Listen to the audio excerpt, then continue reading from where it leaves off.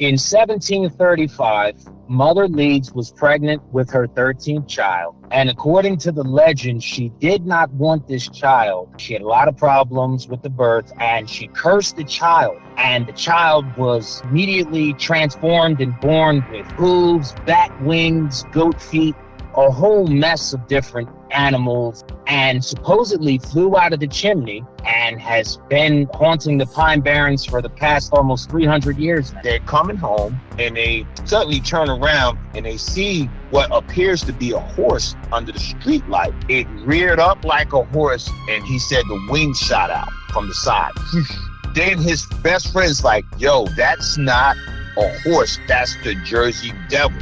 So they take off, start running. They said as they was running, they could hear the hooves hitting the asphalt. And, you know, they're terrified. He dips off into his yard and he yells to my brother, it's right behind you. Don't stop running.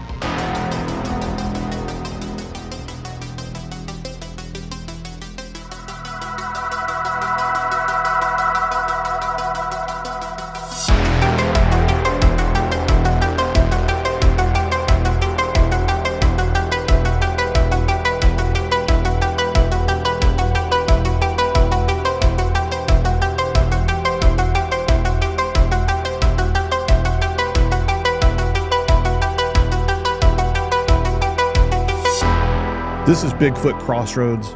My name's Matt, and do I have a treat for you? I'm excited, at least.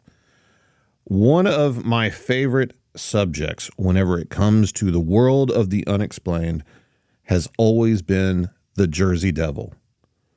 The last thing I was expecting was an email from somebody who's actually into the Jersey Devil and has had an encounter with the Jersey Devil. I'd like to introduce and welcome to the show Stefan and his father, Michael. Guys, thanks for joining me, man. Wow.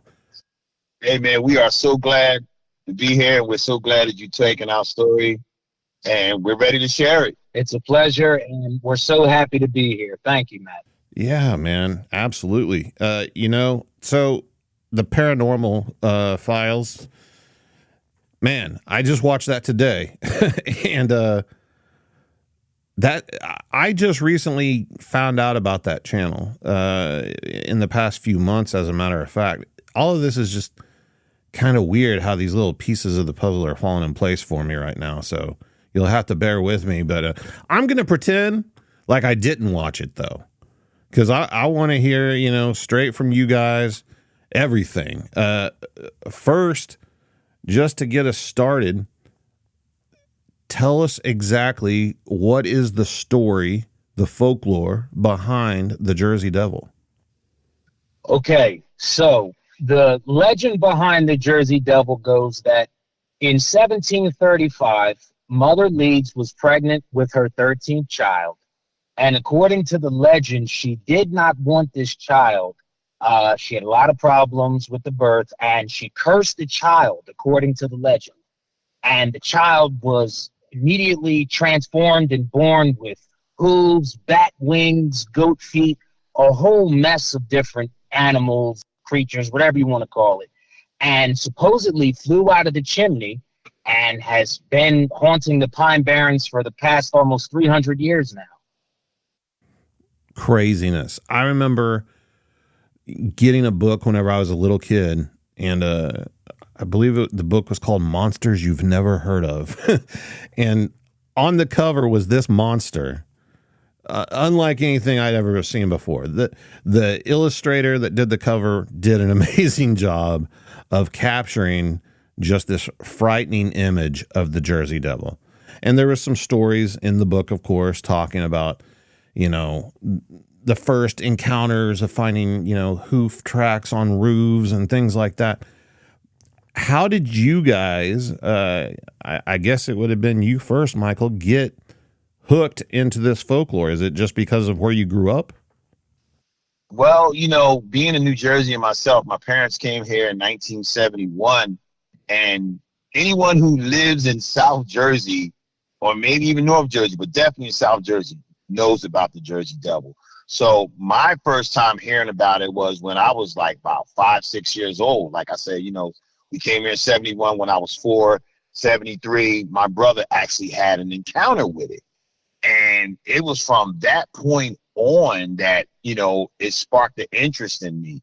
And there was a documentary that's on YouTube now called Mother Leeds' 13th Child that aired on Channel 23 in this area, WNJN. They ran that documentary, and I was probably like 7 years old. It's like 1974. And I just remember looking at it, and I was so afraid and just like, but intrigued at the same time. And it just sparked this interest in me. And like I say, moving forward, I saw it again in 5th grade. This was like 1977. And then that was probably the last time I saw that documentary, I meant to say. And then after that, it's been like a search, like trying to find that NJN documentary, Mother Leeds' 13th Child. I could never find it, and it wasn't until the invention of the internet and YouTube and so forth that, just messing around with my son, we on the internet one night and we actually found it. And that led us to one day saying, hey, let's Google this place called Leeds Point. We did that, and we got in the car and we went down there, and not expecting anything to happen, our lives would forever change. Yes. Man, that's just crazy. Yes. How everything plays out like that. You mentioned your brother having an encounter. Could you talk about that? Oh, absolutely. This was like going back 1973. Him and one of his best friends, they, it was in the summertime, hanging out. And back down, in those days, things, Acco's like a rural area. It's like, we got the Acco Raceway, but it's, it's a wooded area. So him and his friend was hanging out one night, and they was walking home. It was dark after 9 p.m. And he says that they're coming home, and they suddenly turn around and they see what appears to be a horse under the street light, like about, I would say, give or take 75 to 80, 90 yards away from them. And it was like, somebody's horse got out. And my brother said, well, if he comes down here, I'm going to ride him. And when my brother said he said that, it reared up like a horse, and he said the wings shot out from the side. Then his best friend's like, yo, that's not a horse. That's the Jersey Devil. So they take off, start running. And they said as they was running, they could hear the hooves hitting the asphalt. And, they're terrified. Where my brother's best friend lived, his house was before our house in the way they was running. So he dips off into his yard and he yells to my brother, it's right behind you. Don't stop running. My brother had to run past his best friend's house, a neighbor's, cut through the yard diagonally, and come through the back door of our house where we was living. So we're all in the house like 9:30, quarter to 10, He busts through the door, boom, yelling and screaming, oh, the Jersey Devil's chasing me. And he runs in the living room, me and my 2 sisters, my mom and dad, we all jumped like, what are you talking about? And my mother's yelling at him like, calm down, trying to calm him down. He's crying and out of breath and, just wailing and going on about this Jersey Devil chasing him. So here's the funny part. My mom is like, was you out there smoking, well, she called it reefer. Yeah. Back in the day. Yeah. Yeah, she's like, you out there smoking reefer? And my brother's like, no, he was sincere. So calmed him down. And, he tells the story, and she's like, yeah, you was out there smoking. Just go to bed, whatever. Now, before this all happened, that morning, my grandfather painted it was a white door, that storm door, not a storm door, like aluminum door. It was white when he bought it from the store. He painted it dark brown, like a deep chocolate brown. I don't know why, but that's what he painted it. So when we go out the next morning, we see claw marks that broke the brown paint that my grandfather painted, and underneath you see the white door, the scratch. we all looking at each other. I remember, I'm a kid. I'm like 5, 6 years old. I'm looking, and my grandfather says, "Oh, that was nothing but a wild dog that chased him, just a wild dog." And that was the story. But to this very day, I, told my brother about me and my son's experience of seeing it. He refuses. He will not get in the car and come down to Leeds Point with us. He says, "I don't want to see that again." He's terrified of that. I showed him a picture of it one day of a wax figurine. He almost knocked the phone out my hand when I just showed him the picture. He's like, "Whoa, man, get that away from me." That's how traumatized he is still to this day from what he saw, which is incredible. Stefan. Yeah. As a son, what did you think about all this, man? What did you think whenever Pop said that the Jersey Devil's real? Growing up and hearing about the stories, it used to scare me. And as a kid, I never really gave it a lot of thought until we watched the 1974 documentary. We decided, hey, let's GPS this place and go down. And we went down and looked around. And the first thing we noticed about the place was it looked just like the documentary. Like nothing changed in like forever about that place. And, I did live in Galloway, which is right by Leeds Point. That's not far at all, maybe 10, 15 minutes. And I remember hearing about people saying, "Oh, the Jersey Devil's home is near here." And I never knew where Leeds Point was. And when we GPSed it and we saw where it was, I couldn't believe how close I lived to where the legend and the birthplace and all that cool stuff was. I had no idea about it. Yeah, that's crazy. I mean, where I live here in Oklahoma, we've got our own urban legends and folklore and all that. And you hear stories growing up as a kid. And there's a few times where there's like maybe a place that's associated with something. But it's completely different compared to how the Jersey Devil is. I mean, this is a thing where you have the family's name to begin with, but then you have Leeds Point area. It's still got the family name and everything. And you guys were actually able to find like an old homestead or something that was connected to the Leeds family. Could you talk about that? Yes, absolutely. We, once we had our initial sighting, it kind of just put us on this path where we just had to find out as much information as we could. And if you remember from the Paranormal Files, there was a scene in that documentary where they show a Leeds Point map. Yeah. I don't know if you remember seeing that. Well, according to that map shows the names of the Leeds that lived in that area. And the area hasn't changed since 1735, not too much. And we actually stood in the foundation of an actual Leeds member. So this was a real family. This is a real town.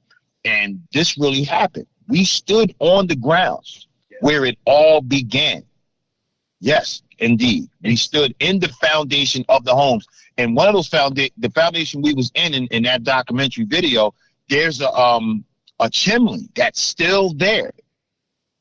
Pieces like remnants of it. Absolutely. And that's the chimney that the Jersey Devil flew out of. And it's like it looks like limestone. Yes.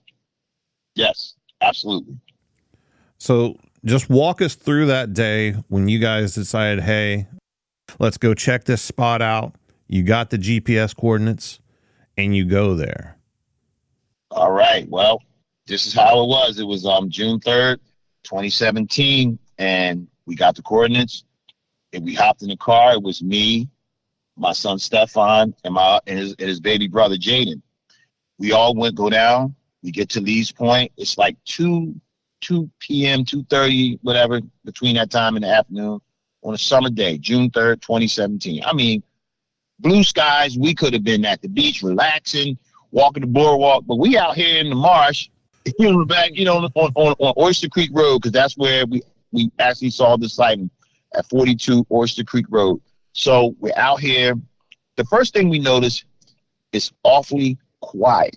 Like you can hear a pin drop. It's like, gosh, it's just a ominous feeling. It's just really like, it's very eerie. Yeah, it's eerie. It's just eerie. So we looking around and I was like, wow, it looks just like the 1974 documentary on NJN. Nothing has too much change. All this marsh and reeds and everything. So when we went there, we didn't see anything at first. It wasn't until my son said, Dad, let's go down to the end of the road and see what's down there. I said, sure, no problem. So we all three of us, we jump in the car. We drive down, I don't know, not even a quarter mile maybe. No, maybe. So little under a quarter mile. We drive down, we get to the end of the road. There's an Oyster Creek bar and grill. I was like, oh, that's cool. I said, all right, hey, little restaurant out here. I said, all right, you turn them, and we're going to get out of here, and we're going to go home. And that's when the craziness starts. So we turn around. I'm heading out. Now, I'm looking to my driver's side, which would be my left. And I'm looking, and it seemed like the sun casting on the tree line took the shape of something that looks like a camel or a long neck giraffe or something. And I'm looking, but the trees is breaking up my vision because I'm trying to keep my eyes on the road, but while glancing over, and I'm like, what is that? And my son Stefan is like, Dad, what are you talking about? I said, man, I see something. So we get back to the clearing where we first came out there at. So I get out the car, Steph gets out the car, Jaden gets out the car. We walk over.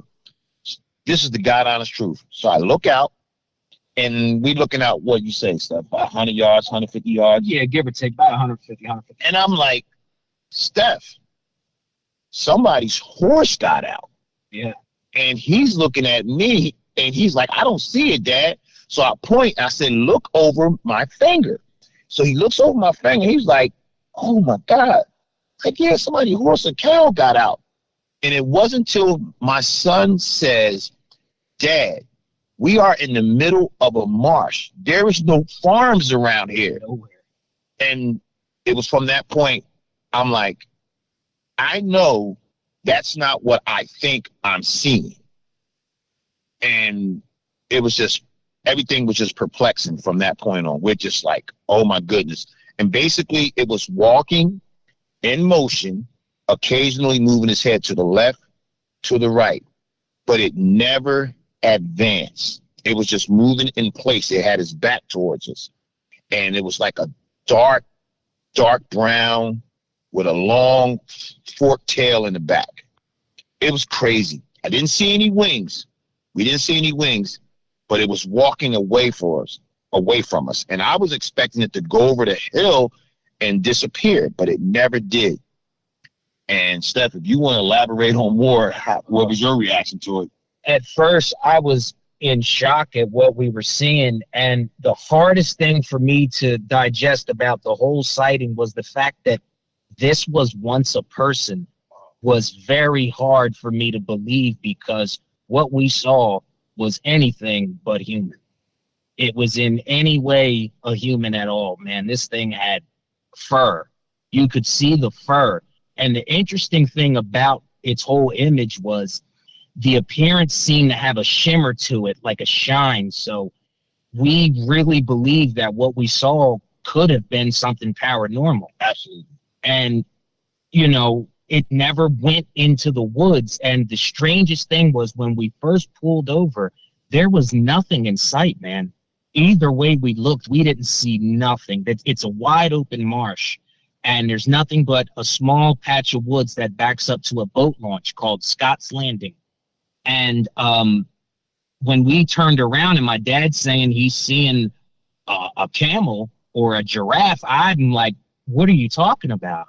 And we pull over, and I look out, and I just started thinking about the legend and the story. And it was scary. It was mystifying. It was a little heart-wrenching to think, like, wow, is that really a person doomed to like such a life like that? Yeah, there was even a point where my youngest son, Jaden, was like, Dad, you think it could be a moose?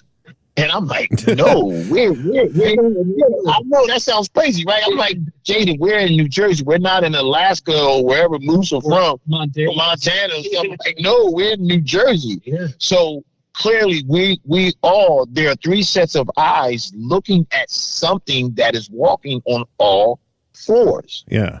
And we're not hallucinating. I mean, how can three people be hallucinating, seeing the same thing during the day? And it was crazy. It was crazy. And it was from that point on that our lives was forever changed. And we've been going back, and we have so many. We had a couple of encounters with this thing. So how long did you watch it for that day? We might have, what do you say, Steph? We had to have been there for at least 20 minutes because we could not get over what we were seeing. It was just there. It was there. And like I said, it was walking, but it wasn't advancing. It never, I was waiting for it to disappear out of sight, but it didn't. And eventually we just left. We just like, this is crazy. But the whole ride home, we looking at each other. Did we see what we really think we saw? That's all we talked and we just talked about it. And it was just crazy. It was crazy. I saw this in the documentary. You snapped a few photos. Absolutely. And they're at a huge distance. I mean, just being completely transparent on this, they're a blob, but you can see the shape of the figure and you can see how it changed. I mean, I saw what you're describing. Yeah. Definitely on four legs, definitely has sort of an elongated neck. Doesn't look, the body shape is not like anything I'm aware of that exists. Listen, it's not shaped like a horse. Like, that was the first thing I noticed, was it had a posture more relative to a hyena. Right. If you looked at a hyena, they kind of have like a slope, and their long neck would be most of their height. And that's what this thing looked like from the back, but it never picked its head up. It looked like something like chewing grass, like a cow or a horse in a field, like eating or something. And it kept its back to us, and it would move every now and then, man. It was crazy. And it looked like it wasn't huge, but like it looked like it had some mass to it. It looked like it had some weight, not something that you're used to seeing in a marsh area. Yeah, I mean, and that day that we shot it, if you're talking about the three pictures of it morphing in, we shot that on a different day. That was actually shot on, what was that, October? We got that picture a year ago. We took that Not a year ago. It was a year later. That was October 26th of 2018 is when we got that picture. Oh, wow. Yeah, that wasn't the same day we saw it. That picture you're talking about, that was taken a year later.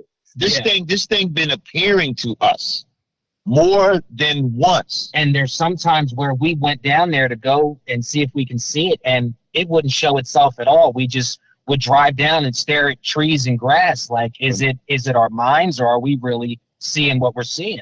And the day that we captured that picture, that the one you're talking about, when I saw him, I said, I'm getting him today. Because the first time I tried to take pictures of him on June 3rd, 2017, I couldn't, like, when I took the picture, but when I was zooming, it kind of like blurted out. It wasn't no image there.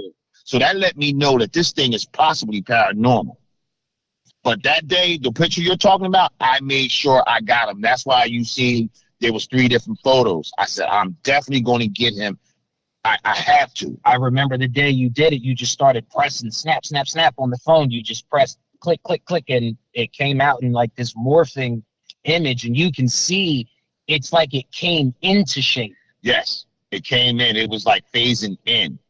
That's how, why me and my son believe this is paranormal and not something physical. Even though many people have described it, but that wasn't our experience, even though it appeared like it was, but you can see it in the photos. You can see that it's some sort of ghost or shapeshifter, but definitely something paranormal. So you guys experienced a couple of strange things at your house, at your own independent homes after this happened. How long after the initial sighting did that take place, and could you talk about that? All right. Well, the first thing I had happen to me after the initial sighting, it would have been the winter of 2018. One day I came outside and I saw what looked like a hoof print, a singular hoof print in my yard by a holly tree that I have. And this print was easily the size of my hand. And I remember calling my dad saying, Dad, you got to come over and see this print. This print is huge. And it was the only one in the yard. And this might have been 6-7 months after what we saw. And I have that picture. I can give that to you. I had scratch marks on my stairs. I have a set of stairs that go up, and my stairs are laminated. So whatever scratched my steps did it in claws or like of 3. And I looked up what 3 scratch marks are, and it came back to like a demonic entity. And so it's possible that something could have followed me home. And then my dad can tell you what he found outside of his window one morning when he was cooking breakfast. All right. This was in, I forgot what day it was. I know it was in May. I think it was May either 19 or 18. Well, probably 19. I think it was 19. I think it was 19. So I made breakfast one morning, and the way that my apartment is, I can look out my side kitchen window, and I can see the grass and where my air conditioner is at. So I cooked breakfast. I got done cooking breakfast at around 10:30. Had a late breakfast. So I said, let me let the smoke out. So, because I was cooking bacon. So I let the smoke out. Notice I did not see any marks at all when I first opened up the window. So the smoke get out. We eat breakfast. So we clean up. So my wife's in the kitchen. So I'm out in the dining room now. And I look out my dining room window, and I see these 2 prints in my yard. I'm like, what? And I know I'm not crazy. I'm like, those prints weren't there when I first opened up the window. And you can see they're like, how many feet apart you say they were, Steph? About? We measured it. The stance was about 3.5 feet apart wide. 3.5 feet apart wide, and there was 2 hoof marks. And you can see whatever landed, it was heavy because it broke the mud, and you seen the actual moisture and water on the top of the mud. It was heavy, and it was 2. And I have the pictures to prove all of the things. He has the scratches. I got those pictures. I got the hoof prints. Everything that me and my son has happened to us after we got exposed to this Jersey Devil. We have the pictures to prove that, and we believe it followed us home. So you guys decided to go looking for it. Yeah, as crazy as it sounds, Matt, listen, as crazy as it sounds, Matt, we had to know what we saw because, I mean, for anybody that's ever seen a cryptid, a Sasquatch, a skinwalker, or anything, it's life-changing. And it led me and my dad on this 6-year journey to a place that's got to be 25 miles to 30 miles from where we live. And it's because of our sighting, I believe that's why we've gotten the wealth of information, the evidence to back up any story that we tell. It's like it just came to us all at once from going to Leeds Point. And that place, I know a lot of people, who live in the area might hear about this, but we really think that place, Matt, is haunted. Yeah. We seriously think that place is really haunted. Absolutely. And the strangest thing is with this encounter, we've only seen the Jersey Devil consistently in that same spot that we took the picture, and we've speculated from time to time, do you think maybe there could be a portal there? Is there some type of energy field out there that we're just not seeing? It's just crazy, what happened to us. I mean, you guys know way more about this than I do. I'm only learning information recently from watching this documentary that you guys were featured in about all the stuff taking place in this area, and that has taken place in this area forever, it seems like, as long as people have been there. And while the Jersey Devil is definitely the focal point, there seems to be a lot more to this than just a cryptid. I mean, the type of activity that you guys are talking about, I would agree. I would agree that is definitely what most people would refer to as demonic activity. Definitely paranormal in nature. You know, the 3 scratches and the hoof marks and it following you home like that, and then kind of showing itself to you whenever it wants to, it seems like. What kind of things have you guys been experiencing whenever you've gone out there? Well, we went down there and I think it was December 18th in the evening. It was my son's idea. Dad, let's go down like in the blue. He called it the blue hour, just before dark. You know, it's like a twilight. So we went down there. Now it's in, what was that, December, November? That was December of 2018. Okay, so it's kind of cool. So we said, hey, let's bring some jackets. We're gonna be out in that marsh. It might be a little windy, whatever. Let's just go down there. We're not going to stay till it get dark, but we just want to go down there just before dark. So we get down there. Now my son is fine the whole time. No soon as we get down there, we get out the car, we start looking, his eyes start watering. He's like, Dad, man, my eyes are itching, like they just watering. Because he says at one point, he said, Dad, I see it, there it is. And here's where the crazy stuff, where we felt like we was under demonic attack. His eyes is watering. My son Stefan is standing. How many feet you say you were standing from me from the car? 10, 15 feet. 10, 15 feet. I could not, I mean, I could hear him, but if you ever go underwater and you get water in your ear and it's kind of like that clogged feeling? Yeah, for sure. I couldn't hear him. His eyes was watering. He says, Dad, I'm trying to see, but my eyes keep watering. And I'm standing 10, 15 feet from him, and I'm like, Steph, I can't hear you. It felt like water in my ears.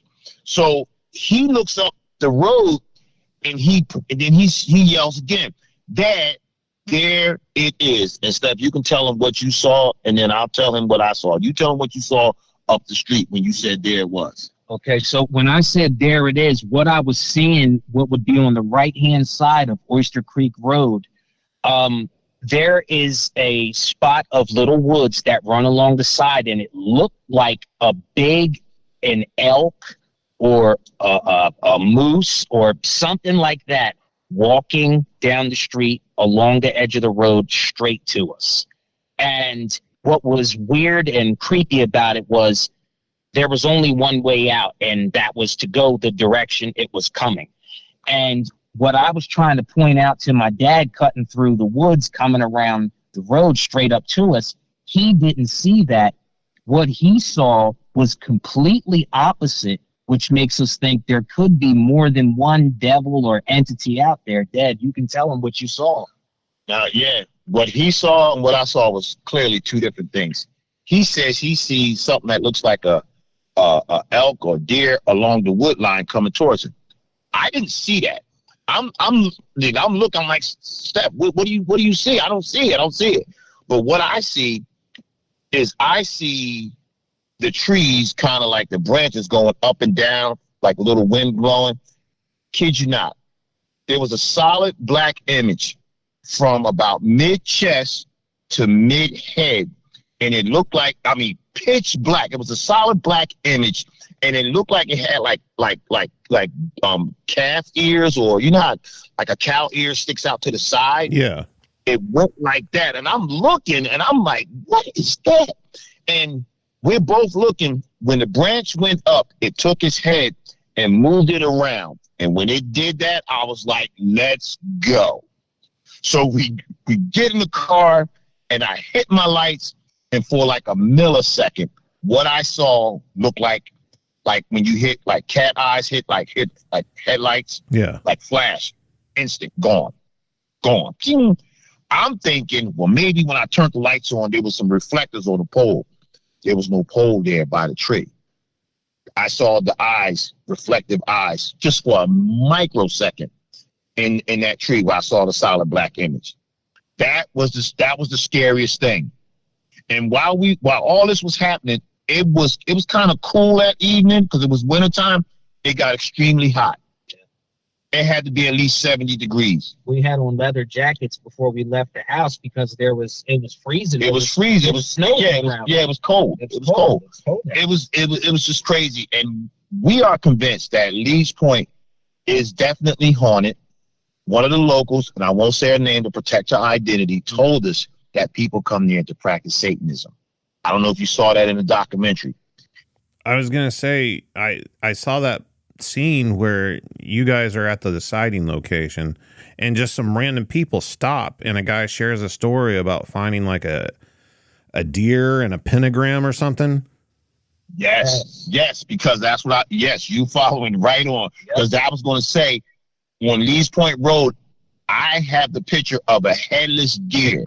Now, I've been in lots of sporting good places and places where they, those places where they have the deer heads hung, put on a plaque.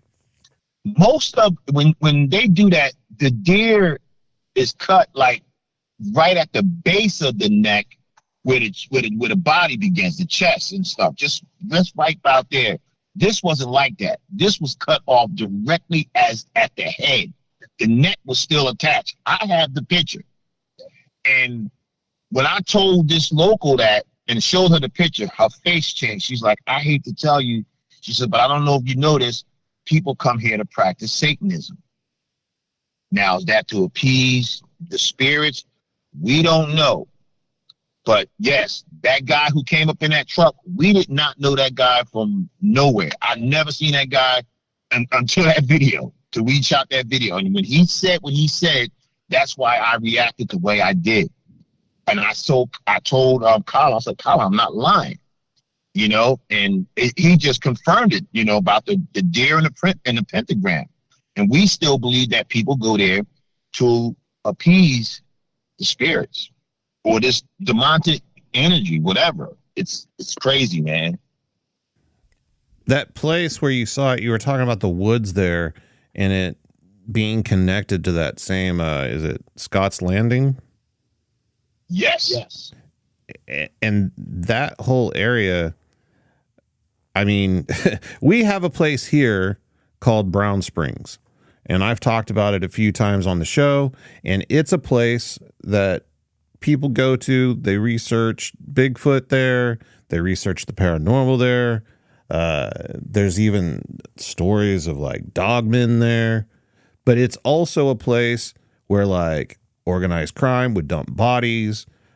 People would just bad stuff happen there all the time. And this area sounds like kind of a similar situation, especially with Atlantic City just right there, basically across the marsh from it. Is there stories of like hauntings and stuff, other paranormal activity besides the Jersey Devil in that area?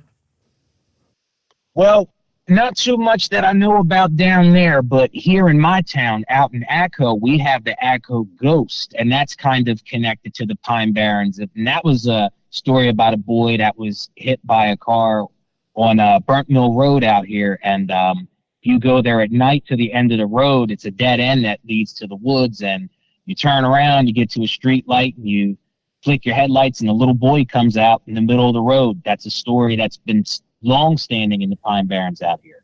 You ever try that? Yes, actually I did, and I regret doing it. So it's not shocking that all this paranormal stuff's been happening. When I did do it, the only thing I've ever seen out there, it did look like a small child, but it never got close to the car. So I wasn't really scared, but I did see something. And I'm trying to think of any other like legends or anything else that we have out here that would be related to the Pine Barrens.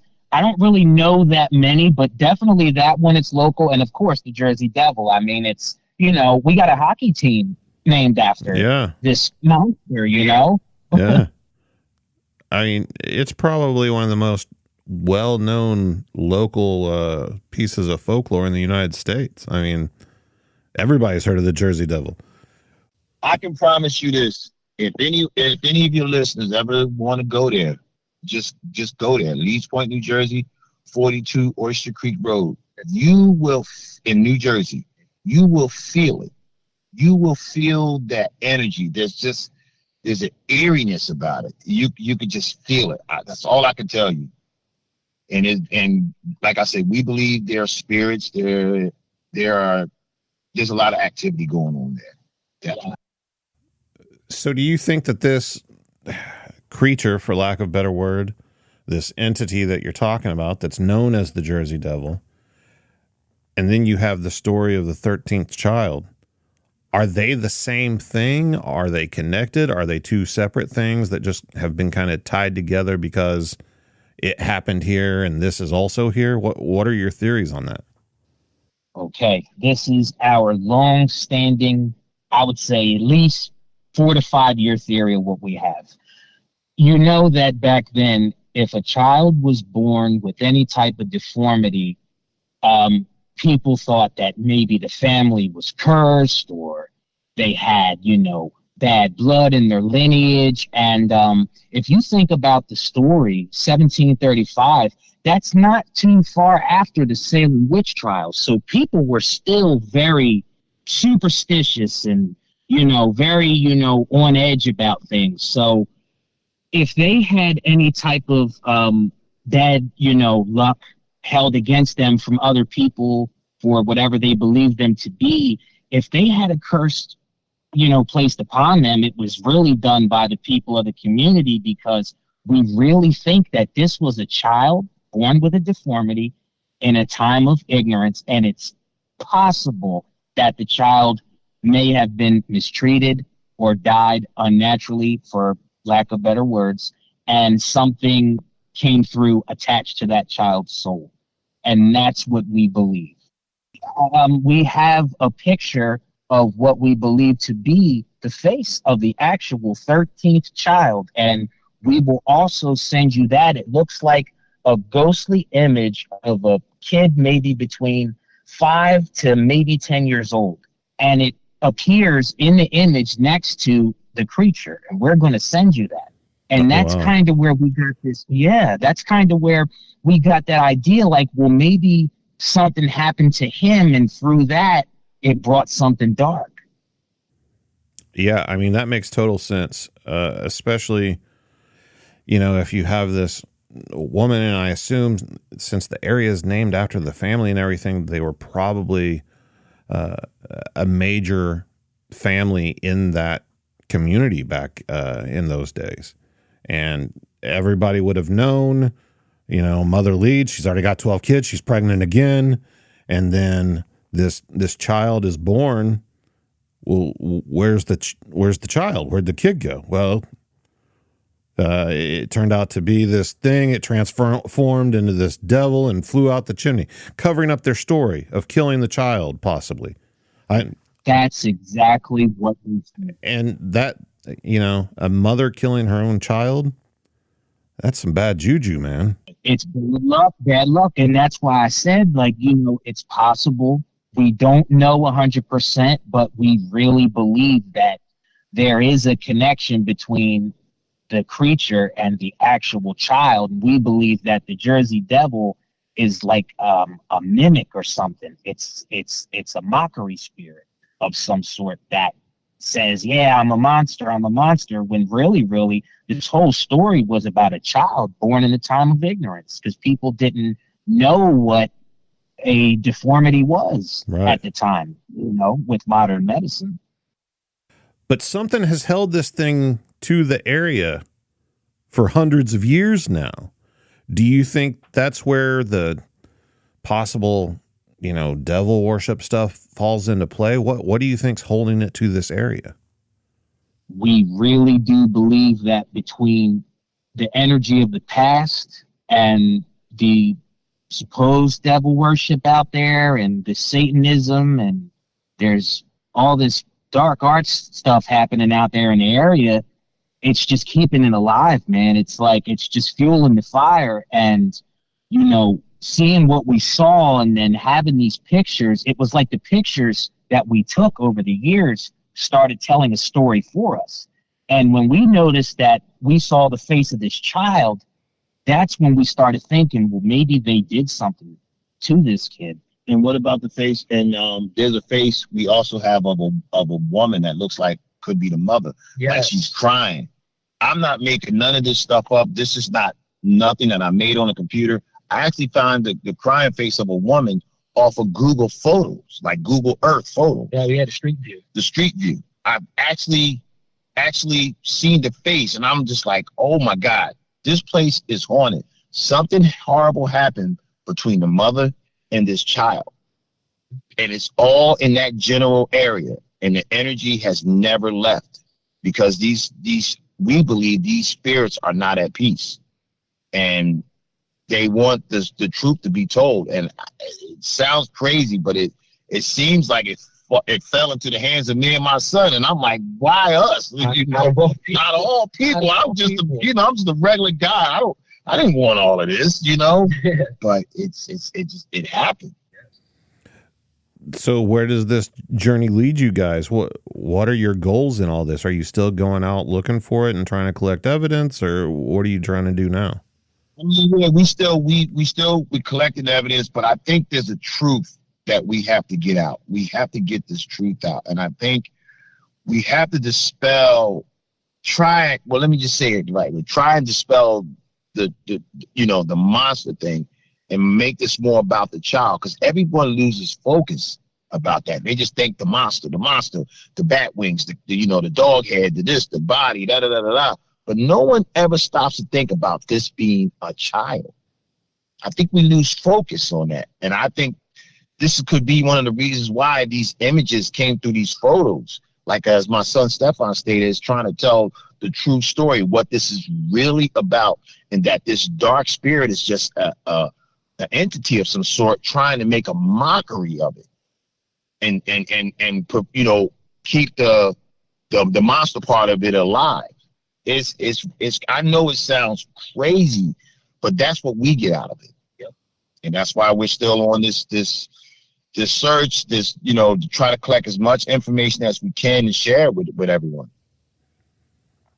I mean, I don't think it sounds that crazy at all. I mean, but I've experienced some things in my life, so maybe I'm a little biased, but everything you're saying makes sense. And the fact that you guys are here and other places telling the story and talking about the child might be part of the reason that this thing did reveal itself to you and continues to on occasion, and doesn't just disappear from your lives altogether. Has there been stories of people being attacked or anything aggressive shown towards people by this thing? Well, there was a woman on the History Channel that claimed to have an encounter with her son, and I remember seeing that years ago, and it was possible that she had an encounter with a large-horned great owl, which is, I guess, native to New Jersey. I've never seen one, but I could definitely see how something like that, especially at night, would make you think of, seeing the devil. But I've never heard of anyone actually being killed by it. There was a woman, I believe, somewhere out here in South Jersey that said her dog was fighting the devil. It was trying to swoop down and grab her dog. I believe she had a German Shepherd, and it was trying to come down and attack the dog, and it was fighting on a chain. That's the only physical attack I've ever heard, and I've tried to look into the story to get some more research on it, but I couldn't find much other than just a small article. So that's definitely an area where it sounds like it might be more folklore than actual truth and factual of what's actually taking place. Yeah, because in our account, and there's a lot of stories, and I'm not saying that everyone's lying, but one thing I think that makes me and my dad so unique about this whole thing is that we do have evidence of everything that we talk about from the story, start to finish, with pictures, dates, and times. And we've been telling the story for 6 years to lots of different people. And, we really appreciate anybody that's willing to, listen to the story and take the time to look at the pictures, make their own assessments. We really do encourage anybody to reach out to us about this, because for some strange reason, this is attached to us. I mean, I've had stuff follow me home My dad has had stuff follow him home. We've had all sorts of run-ins with this creature and the spirits of that area. I mean, I've had several dreams about being in Leeds Point. It never looks like how it does in real life, but I just know I'm always there. And I don't know what that's about, so there could be a connection. And we did find a footprint one time in the power lines out here in Echo. That was weird, and that was strange. A bare human footprint right in the power lines. I'm gonna tell you a quick story. We where we live in at West Echo, there's a park where people have barbecues, and there's basketball courts and tennis courts, but it's at the end of the park is number of woods. So we had a barbecue out there one evening, and it's like, I guess it's around this time, like 8:30, it's 9 o'clock. The kids out there playing. The kids come running, screaming back to us, and they screaming, "We saw something in the woods. We saw something in the woods." We like, wait, what y'all talking about? They said it was like 8 feet tall, and it was all black, and it just stood there. That's a Sasquatch. And the kids were crying. That's a Sasquatch. They were crying. They could have saw a Sasquatch. You really think that? And it was just standing there watching them?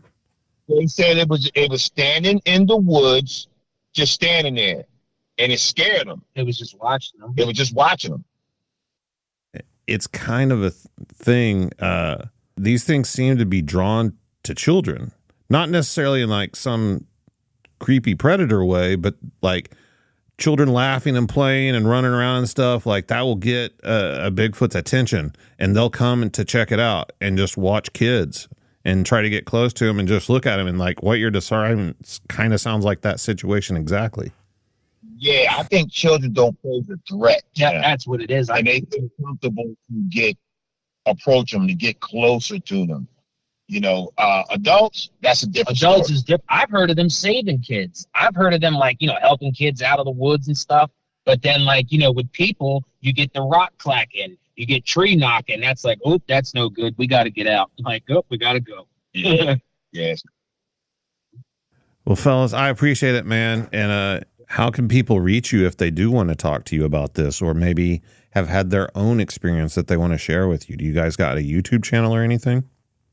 We have our emails, and I can say my email is stefancoulter@gmail.com. That's all lowercase, and I'll send it to you, Matt. And we also have our other email, 13th Watchdevil. Well, it's number 13th, 13th Watchdevil @gmail.com. You can email us there, ask us any questions you want. We can give you any pictures, insight, info, and we're willing to talk to anybody out there that's willing to talk to us. Mike, Steph, I appreciate you coming on here, sharing your story, sharing the information, man. And I wish you the best of luck in this journey. I think you guys are doing some amazing work. Thank you so much. Thank you so much. Thanks for having us. We really appreciate it. Thank you so much, Matt. If you've had your own encounter with something you can't explain, Bigfoot, ghosts, UFOs, or the Jersey Devil, email me at bigfootcrossroads@gmail.com. Check out the website, bigfootcrossroads.com. You can find links to merchandise, past episodes, social media links, everything you need all in one place. And until next time, remember, there's something in the woods.